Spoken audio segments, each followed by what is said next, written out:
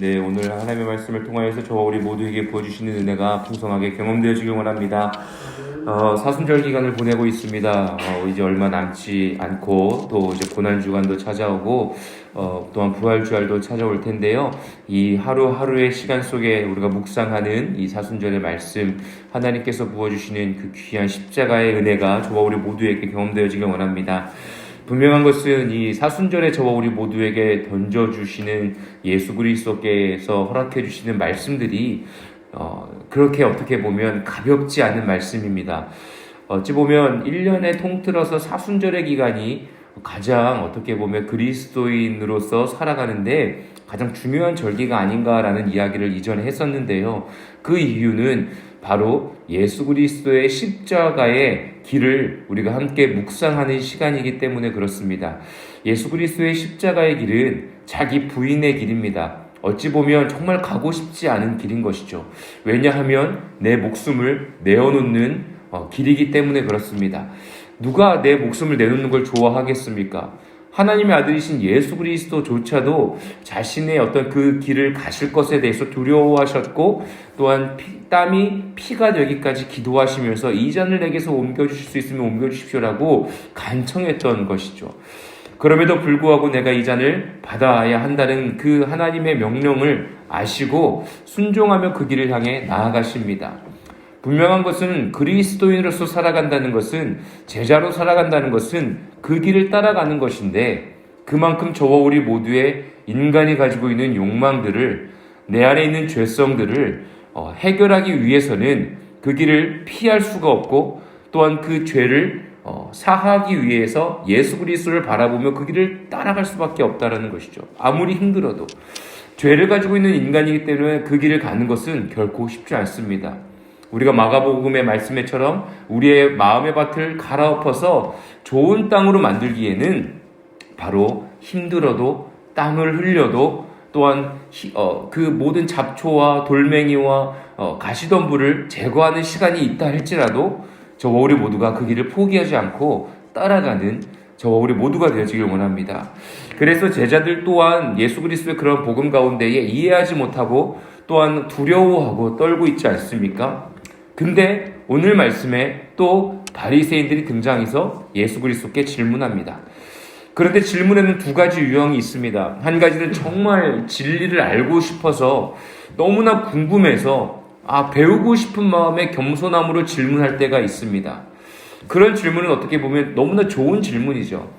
우리들의 마음에 하나님께서 가르쳐 주시고 또한 우리의 믿음과 우리의 삶 속에 그 모든 것들이 아주 든든하게 세워지는 시간이 될 것입니다.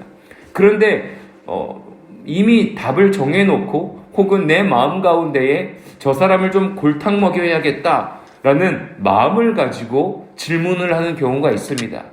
그것은 내 마음에 있는 완악함의 죄성들이 드러나는 질문이 되는 것이죠. 바리새인들이 예수님께 이렇게 묻습니다. 2절입니다. 예수께 나와 그를 시험하여 묻되 사람이 아내를 버리는 것이 옳으니까? 라고 질문합니다. 예수 그리스도께 질문할 때 이미 그들의 마음 가운데에 이 사람을 좀 테스트, 시험해 봐야겠다 라고 하고 있는 것입니다. 이 시험은 결코 좋은 시험이 아닌 것이죠. 근데 지금 이곳에서 왜 이 질문을 하냐면요. 기억하십니까? 분봉왕 헤롯이 헤로디아와 결혼하고 잔치에서 세례 요한의 목을 베었습니다. 세례 요한을 살인했죠. 그 이유가 무엇이었습니까? 세례 요한이 헤롯 왕에게 헤롯 왕이 헤로디아와 결혼하고 잔치하는 것을 비판했습니다. 그 이유는 그것은 죄입니다. 당신의 동생의 아내인 헤로디아와 결혼하기 위하여 결혼하는 것은 큰 죄입니다라고 이야기했기 때문입니다. 그건 건강한 비판인 거죠. 죄를 지적한 것입니다.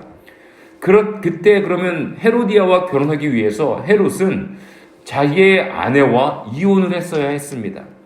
헤로디아 또한 헤롯 왕의 동생과 이혼하고 헤롯 왕과 분봉 왕과 결혼을 한 것이죠.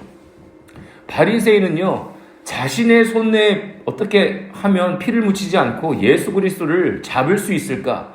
어떻게 하면 죽일 수 있을까를 공모하고 모의하고 있었던 상황입니다. 그러니까 예수님께 이혼에 대한 이야기를 꺼내면서 헤롯의 마음을 건드리고 싶었던 것이죠. 그러면은 세례 요한이 죽음을 당하였던 것처럼 예수도 죽음을 당할 수 있겠구나 라는 마음을 가지고 지금 예수님을 시험하고 있는 것입니다. 참 안타까운 것이죠. 바리새인들의 마음에 하나님의 아들이신 예수 그리스도를 깨닫는 은혜가 전혀 있지 않습니다. 그때 예수님께서 이렇게 말씀하십니다. 모세가 어떻게 너희에게 명하였느냐라고 되물으십니다. 신명기 24장에 기록되어 있는 말씀인 거예요. 그러니까 바리새인들은 다 알고 있는 거죠. 그것에 대해서 너희가 알고 있을 텐데 그러면 너희의 마음은 도대체 생각은 뭐냐라고 묻습니다. 4절에 이렇게 말씀하십니다. 이르되 모세는 이혼 증서를 써 주어 버리기를 허락하였나이다. 모세는요, 이혼 증서를 써서 버리기를 허락하였대요. 써서 버리기를 허락하였다는 그 말 자체가요, 굉장히 남성 중심적인 것입니다. 여성이 그 당시 시대적 상황 가운데에는 되게 하찮은 존재로 여겨졌다라고 우리가 알고 있습니다. 그러니까요, 남성이 만약에 이 여성과의 관계가 또한 이 아내로서의 모든 것이 마음에 들지 않으면, 내키지 않으면 이혼 증서를 써서 버리라는 거예요. 그걸 허락했다는 겁니다. 모세가 우리에게 하나님께서 주신 말씀으로 율법이 그렇게 해도 된다라고 허락했다는 거예요. 뭐뭐 해도 된다는 것이죠. 그런데 예수님께서는 이렇게 말씀하십니다. 5절입니다. 그들에게 이르시되 너희 마음이 완악함으로 말미암아 이 명령을 기록하였거니와라고 이야기합니다. 너희 마음이 완악하여서 이 명령을 너희에게 기록해 주셨다라고 말씀하시는 거예요. 그들은 허락해 주셨다라고 이야기를 하고 있는데 예수님께서는 허락이 아니라 명령이다라고 말씀하셨습니다. 그 이유는 바로 너희가 완악해서 그렇다. 너의 마음에 이미 남성 중심적인 상황으로 이 여성이 내 아내가 마음에 들지 않으면 버려도 되니까 이혼증서 빨리 써주세요, 허락해주세요 라고 너희들이 그 말씀을 받아들였는데 그것이 아니라 이혼을 해야 하는 상황이 된다면 보호하기 위하여서 꼭 명령을 너희가 이행해야 한다. 이혼증서를 써야 한다라고 예수 그리스도께서는 말씀하고 계시는 겁니다. 이 작은 차이인 것 같지만 분명한 것은요, 예수 그리스도께서 그들의 마음을 아시고 완악함을 아시고 죄성을 아시고 이혼 증서를 써줄 수 있도록 명령하시고 그 여성을 보호하도록 제도를, 율법을 말씀해 주시고 만들어 주신 것이죠. 인간이 가지고 있는 이 죄성이요, 이렇게 무섭습니다. 하나님의 아들이신 예수 그리스도를 바라볼 수 없도록 만들어 버립니다. 인간이 가지고 있는 욕망은 한 여성을 그냥 버려도 된다라는, 이혼해도 된다라는 허락 증서를 받았다라고 이야기하고 그 하나님의 말씀을 적용하기까지 합니다. 저와 우리 모두의 삶 속에요, 내 마음 가운데 있는 이 욕망을 하나님의 말씀을 적용해 나아가는데 쓰지 않길 예수 그리스도의 이름으로 간절히 축복합니다. 분명한 것은요, 하나님의 말씀을 교묘하게 가져와가지고 내 욕망을 채우고 내 뜻과 내가 가지고 있는 세계관에 맞추려고 하는 상황들이 간혹 종종 보입니다. 분명한 것은 예수 그리스도의 참된 진리의 말씀은 생명을 살리고 또한 죄 가운데에 묶여있는 저와 우리 모두의 삶이 결박이 풀어지고 하나님의 나라가 이 땅 가운데 임하는 것에 저와 우리 모두가 집중하고 묵상하고 살아가는데 힘쓰는 저와 우리 모두가 되어지길 원합니다. 그래서 여호와 하나님의 아들이신 예수 그리스도께서는 그들의 마음을 간파하고 계셨습니다. 그리고 나서 그 말씀을 그들에게 전하시고 13절부터 16절까지는 어린아이들을 축복하고 계십니다. 바리새인과 어린아이들의 모습이 굉장히 대조되지 않습니까? 바리새인들은 배운 게 많은 사람입니다. 그들은 예수 그리스도를 향하여서 그를 죽이기 위하여서 덫을 계속해서 놓고 있습니다. 그런데 어린아이들은요, 어떻습니까? 예수 그리스도 앞에 막 나옵니다. 예수님의 말씀에 은혜를 받은 부모님들이 아이들을 데리고 와가지고 좀 이렇게 만져주셨으면 좋겠는 거예요. 왜 그렇겠습니까? 부모로서 예수 그리스도의 그 손길이 얼마나 복된 손길인지를 아는 겁니다. 그러니까 부모의 심정은 우리 아이들이 좀 이 귀한 은혜의 선물을 받았으면 좋겠다라는 마음에 아이들을 데리고 오는 것 아니겠습니까? 그런데 제자들이 아이들을 데리고 오는 것을 보고 꾸짖습니다. 꾸짖는 거예요. 그때 14절에 예수님의 반응은 그러합니다. 노하여 이르시되 라고 말씀하세요. 화가 나셨습니다. 제자들에게 분을 내시는 거예요. 어린아이들이 내게 오는 것을 용납하고 금하지 말라. 하나님의 나라가 이런 자의 것이니라. 내가 진실로 너희에게 이르노니 누구든지 하나님의 나라를 어린아이와 같이 받들지 않는 자는 결단코 그곳에 들어가지 못하리라 하시고 그 어린아이들을 안고 그를 위에 안수하시고 축복하시니라. 왜 어린아이가 오는 것을 금하였겠습니까? 다른 게 없죠. 어린아이들은 시끄럽지 않습니까? 어떤 상황에 대해서 잘 모르지 않습니까? 그러니까 이렇게 뭔가 조용히 해야 되고 엄숙해야 되고 예수님의 가르침을 들어야 하는 순간에 아이들이 앞에 나왔다는 것은 뭔가 집중이 잘 안 되는 거예요. 뭔가 어른들의 심기를 불편하게 하는 겁니다. 자신이 원하는 어떤 이야기들을 듣지 못하기 때문에 그 상황을 좀 빨리 조용하게 만들기 위해서 그걸 꾸짖었던 것이죠. 어느 상황인지는 이해는 됩니다만 예수 그리스도께서는요, 어린아이와 같은 자를 그냥 내버려 두라라고 이야기합니다. 그가 올 수 있도록 내버려 두라고 얘기하십니다. 그런 자에게 하나님의 나라가 이 땅 가운데 임할 것이다. 그런 자 가운데에 하나님의 나라에 너희가 들어갈 수 있을 것이다 라고 말하고 계십니다. 바리새인들은 그들의 마음 가운데에 순수함이라는 것은 아무것도 없었던 것이죠. 예수 그리스도의 앞에 나오는 그 목적 자체가 완전히 달랐던 것이죠. 하지만 이 어린아이와 같은 자들은요, 순수합니다. 단순합니다. 예수 그리스도가 좋은 분이시라는 걸 아는 겁니다. 왜요? 내 엄마가 아빠가 예수 그리스도의 말씀을 듣고 변화되고 있거든요. 예수 그리스도의 말씀을 듣고 아픈 자가 치유를 받는 것을 경험하고 있거든요. 아이들은 모르는 것 같지만 그냥 그 자리에 있는 것 자체가 평안하고 좋은 것이거든요. 그러니까 예수 그리스도 앞에 나아오는 겁니다. 와, 좋다. 엄마 아빠가 되게 잘 듣고 계신다. 엄마 아빠가 뭔가 변하고 있다. 막 울고 있는 것 같은데 웃기도 하고 뭔가 굉장히 편안해 보이신다라는 것을 어린 아이들은요, 자연스럽게 느낀다는 것이죠. 순수한 마음으로 그래서 예수 그리스도 앞에 나오는 것 아니겠습니까? 사랑하는 저와 우리 모두의 마음 가운데에 예수 그리스도를 향한 순수한 마음과 또한 예수 그리스도를 통해서 변화된 저와 우리 모두의 삶을 기억하시면서 예수 그리스도 앞에 나아가는 주님의 자녀가 되시길 예수님의 이름으로 축복합니다. 마지막으로 17절에서 31절도 우리가 너무나 잘 아는 말씀이죠. 한 젊은이가 예수 그리스도 앞에 찾아옵니다. 그리고 어떻게 하면 영생을 얻겠냐고 질문하죠.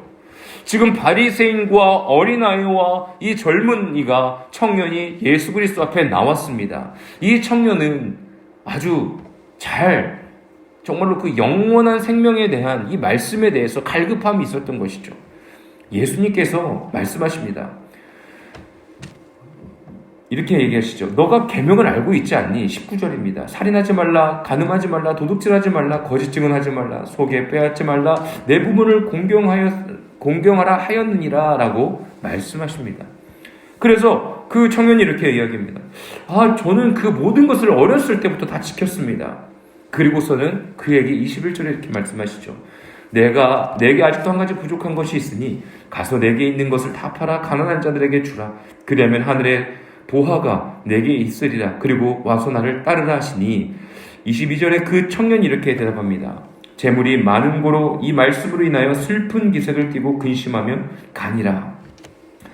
이 사람이요, 예수 그리스도 앞에 나왔을 때 분명히 영원한 생명에 대한 갈급함이 있었습니다. 그래서 예수님을 찾아온 거예요. 예수님이 영원한 영생에 대한 답을 주실 거라는 믿음의 확신이 있었습니다. 그리고 그는 어렸을 때부터 하나님의 말씀, 십계명의 말씀을 마음에 새기고 지키면서 열심히 살았던 자입니다. 그런데 어떻습니까? 예수 그리스도께서는 그의 마음을 알고 계셨고 그의 삶을 알고 계셨습니다. 그에게 가장 중요한 것, 그리고 그가 가진 것들이 너무나 많이 있었고 그가 어떻게 보면 그 마음 가운데에 재물이 그의 마음에 우상이 되어 있었던 것이죠. 바리새인이 가지고 있었던 그들의 마음에 있었던 틀, 이 예수 그리스도를 어떻게 하면 죽일 수 있을까? 이 청년의 마음 가운데에, 삶 가운데에 어떤 거룩함으로 살아갔지만 하나님보다 더욱더 높아져 있었던 것에 자유하지 못했던 모습. 예수 그리스도께서는 그 모든 것을 알고 계셨던 것입니다. 왜 재물, 특별히 왜 돈에 대해서 이렇게 이야기했겠습니까? 분명한 것은 인간의 마음을 가장 강력하게 휘두르는 것은 바로 돈입니다. 돈이 이 세상을 어떻게 보면 아프게 합니다. 이 세상에 왜 땅을 투기하게 되어집니까? 왜 내가 높은 지위에 올라가려고 합니까? 왜 높은 지위에 올라가서 그렇게 사람들을 굴림합니까? 어떻게 하면 내가 더욱더 많은 돈을 가지고 이 세상에서 편안하게 살까에 대한 마음들이 다 인간에게 존재하기 때문입니다. 분명한 것은요, 이 사람에게 내가 가지고 있는 것을 모두 다 팔아서 어려운 사람들에게 나누어주라고 했을 때 그의 마음 가운데는 갈등이 생겼던 것이죠. 그래서 하나님의 나라에 들어가기 힘든 자가 바로 돈이 많은 자가 들어가기 힘들 것이다 라고 노골적으로 말씀하셨습니다. 저 우리 모두가요, 내 마음 가운데에 돈이 아니더라도요, 하나님보다 높아져 있는 것들이 있다면 내려놓는 시간 되어지길 원합니다. 이것이요, 막 어떤 하나님께서는 우리의 모든 것을 다 포기하라고 이렇게 말씀하신 것이 아닙니다. 우리의 마음 가운데 주인되어져 있었던 것들, 하나님보다 더욱더 높아져 있는 것들을 우리는 예수 그리스도의 발 앞에 내려놓아야 할 의무가 있는 것입니다. 내 삶 속에 주인되어져 있는 것들, 나는 바리새인들처럼 그런 마음이 없는데, 나는 정말 예수님이 좋아서 어린아이와 같이 예수 그리스도의 발 앞에 내가 나온 건데, 하지만 내 마음속 한 구석에는 포기하고 싶지 않은 영역들이 있다면 하나님, 이 시간 사순절 기간 가운데에 내가 예수 그리스도를 따라갈 수 있도록, 예수 그리스도의 십자가를 향하여 나아갈 수 있도록 주님이여 말씀하여 주시옵소서. 내가 그래서 내 마음에 있는 이 연약함들을 주님의 발 앞에 내려놓고 내가 십자가의 길을 향하여 나아가겠습니다 라고 선포하며 진정한 하나님의 나라를 경험하는 저 우리 모든 성도님들 되시기를 예수님의 이름으로 간절히 축복합니다.